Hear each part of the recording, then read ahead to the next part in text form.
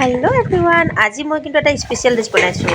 এয়া পিচি লৈছোঁ সৰিয়হ আৰু কাটি লৈছোঁ লাও আগ আৰু আছে ঘৰৰ ফিচাৰী মাছ আৰু লগাই লৈছোঁ এই বাঁহৰ কাঠৰ জুই, কাৰণ মোৰ নাই গেছ আৰু বনাব লগা হৈছে চৌকাতে ভাত। তো যিয়ে নহওক আজি দেমাদৈ মই জুইতে বনাই আছোঁ। এনেই মই মাছ মাংস বনাই জুইতে, তাৰ কোনো কথা নাই বাৰু। তো আজি এটা খবৰ আহিছে যে গেছ মোৰ বুকিং হৈছে হেনো, মই যাব লাগিব জাগিৰোড। तो सुकून थोड़ा सा दिल में आ रहे हैं, कोई बात नहीं। জুইত জ্বলোৱা খাদ্য খাই খুবেই ভাল লাগে আৰু টেষ্টি হয়। তো সেই এতিয়া বনাই আছোঁ মানুহজনলৈ বুলি লাও আগৰ জোল লগত ফিচাৰী মাছ। তেখেত থাকে বাহিৰত, তো ঘৰুৱা খাদ্য গাঁৱৰ খাদ্য তেওঁৰ খুবেই প্ৰিয়।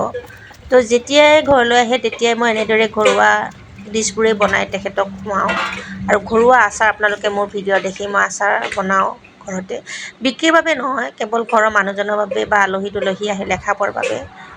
তো এয়া মোৰ বনাই হৈ গ'ল। এতিয়া মই ট্ৰাই কৰোঁ মোৰ ছোৱালীজনীক প্ৰথম, তাইও খুব আগ্ৰহে ৰৈ আছে ভাতকেইটা খাবলৈ। তো আপোনালোকেও এনেদৰে বনাই খায় নে নাখায় জনাব, আৰু ভাল লাগে নে নালাগে লাও আকৌ জোল খাই মাছৰ সৈতে। তো তাই ভালেই পাইছে, তাই ধুনীয়াকৈ খাইছে। তো এনেদৰে সৰু সৰু ভিডিঅ' আপোনালোকলৈ মই আগবঢ়াই দি থাকোঁ, যাতে মোৰ পেজটো ভাল থাকে। ফেচবুকৰ কিবা এটা আৰ্নিং সৰু সৰুকৈ আহি আছে, কিন্তু ওলাব পৰা হোৱাগৈ নাই। সেইটো এটা বৰ দুখৰ কথা, কিস্মতে জানে কেতিয়া পাওঁ। তো আজিলৈ ইমানতে ৰাখিছোঁ, বাই বাই।